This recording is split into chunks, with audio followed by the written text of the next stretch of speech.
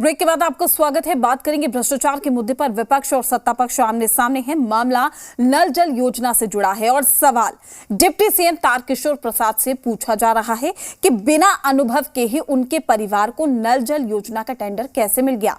तेजस्वी के सवाल पर तारकिशोर प्रसाद ने पलटवार कर दिया है और कहा है कि क्या डिप्टी सीएम का परिवार बिजनेस नहीं कर सकता। नल जल योजना पर तेजस्वी का सवाल, डिप्टी सीएम के परिवार को कैसे मिला टेंडर।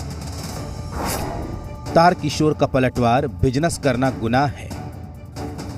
भ्रष्टाचार का मुद्दा हो और वो भी सीएम के ड्रीम प्रोजेक्ट नल जल योजना में, तो विपक्ष पीछे कैसे रह सकता है। तेजस्वी यादव ने एक बार फिर से कागज के साथ नल जल योजना में धांधली का आरोप लगाया और निशाने पर डिप्टी सीएम तारकिशोर प्रसाद को लिया। हर जगह केवल भ्रष्टाचार है और जेडीयू बीजेपी के नेताओं को कॉन्ट्रैक्ट लगातार दिया जा रहा है। अब डिप्टी सीएम पे आरोप लग रहे हैं कि उनकी जो बहू है, उनके जो साले हैं, उनके कंपनी को जो है कॉन्ट्रैक्ट मिला। अब अगर आप 2019 में जब 2800 वार्डों में और नल जल यूनिट की निविदा प्रक्रिया प्रारंभ हुई, तो मेरे परिवार से मेरा पुत्र और पुत्रवधू ने सिर्फ 4 वार्डों में 4 यूनिट की निविदा भरी थी और उसमें वो सफल हुए।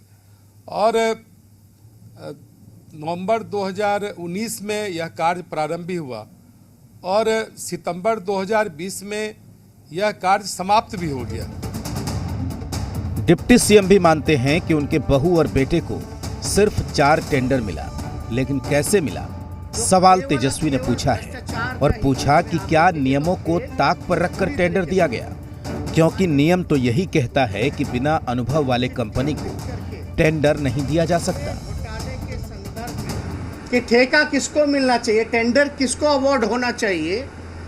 पीएचडी का साफ है कि कोई अनुभव सरकारी काम में उस कंपनी का होना चाहिए।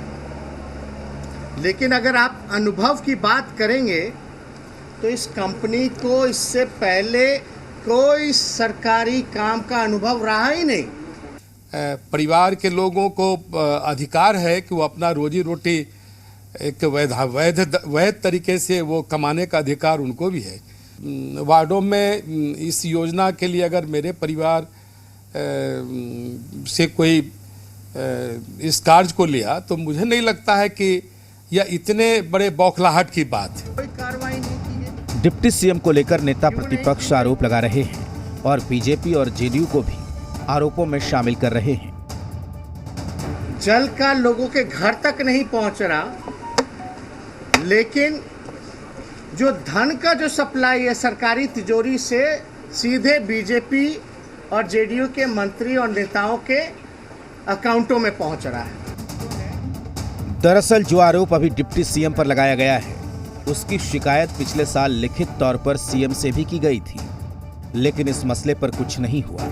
अब मामला तूल पकड़ रहा है, सियासत गरमाई हुई है, सवाल जवाब का दौर शुरू हो गया है, लेकिन इसका नतीजा क्या निकलता है वो देखना दिलचस्प होगा।